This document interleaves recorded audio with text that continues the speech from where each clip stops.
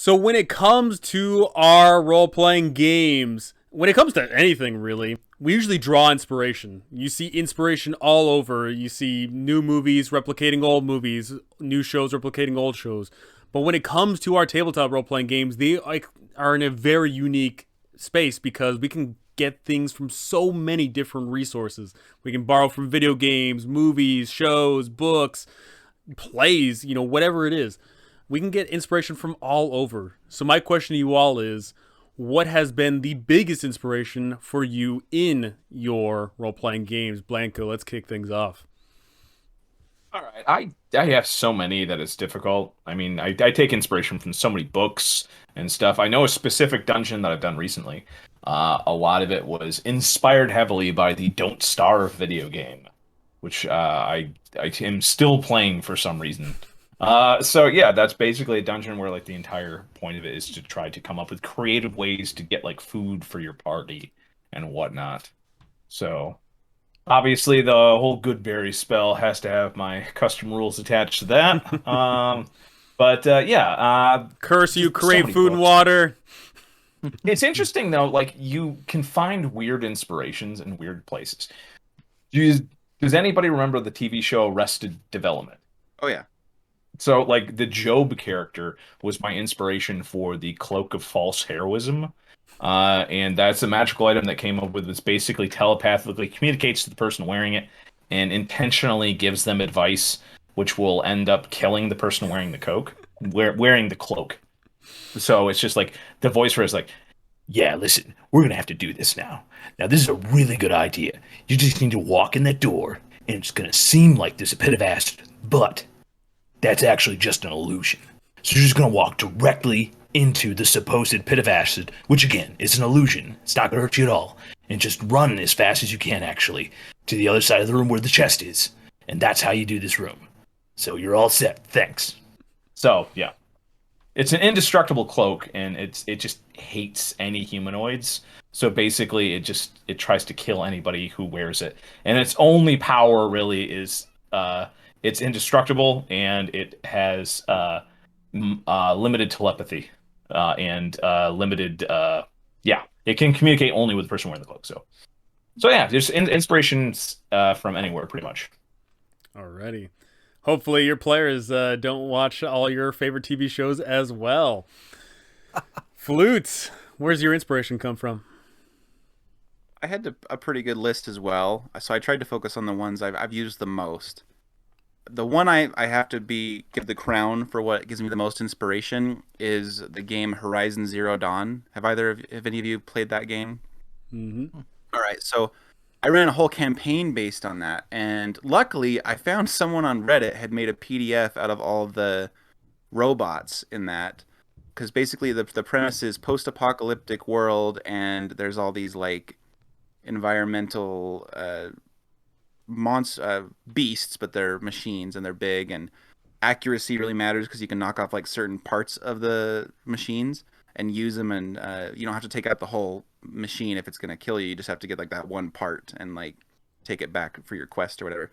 Anyway, I ran a whole campaign about that where I gave like specific like called shot rules, and that was so fun. And that game's just full of inspiration for me. I often go to Dota 2 when I want to make some like cool villain and kind of like engineer something. So like Pudge with his hook, so you can like throw this like meat hook at someone and pull them closer to you, like Scorpion Mortal Kombat style. Warcraft is a big inspiration for me. I often cheat a few names of NPCs and stuff like that out of there. I once made a Tauren class just for homebrew, just because I was early in 5e and I just homebrewed all the time and I thought it was fun. And then also I made a bunch of monsters based on Pokemon. I've been very inspired by the story beats of Octopath Traveler. It's a JRPG where there's 8 characters and they each have kind of like a 3 act progression, and it's I think it's like a master class in how to weave backstories of characters together while progressing each one individually. So good. And then I also like Mega Man X a lot, Naruto, X-Men, Skyrim, and then even Highlander. Like the concepts like could come from anywhere. Tremors. More recently, Demon Slayer, and so there's so many different things that I can get inspiration from, and there's a short list for you. Well, if that's a short list, I would be terrified to see your long list. Wally. I cut mine down to a short list. I mean, obviously all kinds of different inspiration, but this is more towards my own creations. Of course, I have a puzzle channel, so in the vein of like the Resident Evil game, which was a big inspiration for me when I played them in the 90s, I actually watch a YouTube channel called CJU Games, and what he does is he plays indie horror games. And I love just watching them play through them. Some of the videos are like 14 minutes, some of them are an hour, some of them are in series, but indie horror games have a lot of puzzle elements. A lot of times it has survival elements and exploration, and a lot of times the plot isn't the best and the NPC roleplay interaction isn't the best. I mean, some of these games are made within like a couple weeks by just a handful of developers, but there's such a variety of different scenarios that it just intrigues me. It's cool. I mean, there's all kinds of different things. And in fact, both you, No Fun and Blanco, played in my one-shot adventure that was inspired by one of those indie horror games where there was the evil hotel owner, and you were actually playing as someone that was trapped in the hotel, and you had to go from room to room looking for clues, but you had to do certain things in those rooms, like look out the peephole or hide under the bed or something like that. If he came around, and that was what inspired me to run that game for you guys, where you were children in this mansion, and of course there was a ghost that was going upstairs and stuff like that. So it inspired a whole one-shot adventure for me. Yeah. I distinctly remember being the MVP. Absolutely. Totally not. Dum-dum. Alrighty. Some of my inspirations usually come down to... I mean, sadly, I don't read because I don't know how to read. Reading's tough. But yeah, reading, I can't be bothered, words, gross. Usually a lot of my inspiration does come from a lot of video games from when I was younger. I love me some Mass Effect. I love me some Dragon Age. I love me some, I'm trying to remember any other games, but a lot of those, basically, I love games that inspire me to create scenarios that can be accomplished in a single session, yet also has a little piece of something that continues on to the remainder of the campaign. I'm very much, when I run games, I don't want to run, a one grand adventure. I want to run a whole bunch of tiny adventures that lead up into something that's grand. So I usually try to take a lot of things that are episodic, such as TV shows. TV shows are a great way to, think about that episodic style of approach. And thankfully, just recently, there's been a lot of great episodic shows that cover fantasy, and we're actually going to get more in the future here. I know there's going to be a Lord of the Rings show, the Halo show is coming up, a whole bunch of other things like that. So I'm always looking for TV shows to inspire me. Yeah, the Lord of the Rings trailer, which was like real practical effect trailer, which seemed interesting. So, don't know. There's been a few that I've seen lately that have been. I had never watched The Witcher, and this is my first introduction to that, and I'm enjoying that so far. It's kind of episodic. It's kind of, you've got bards and dragons and stuff like that. I thought that was pretty cool.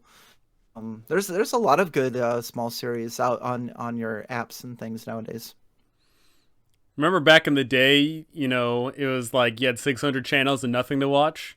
Now, unfortunately, all the channels are locked away behind different walls of Paramount Plus and Hulu and HBO and Apple TV and oh my god. Oh, the monetization of the internet. The days of the Wild West where everything was either free or cheap are going to be long gone pretty quickly. So now is the time to support your local public library. I know most of the local public libraries around here have access to Hoopla and Canopy. And so, yeah, they have a lot of really nice, interesting stuff.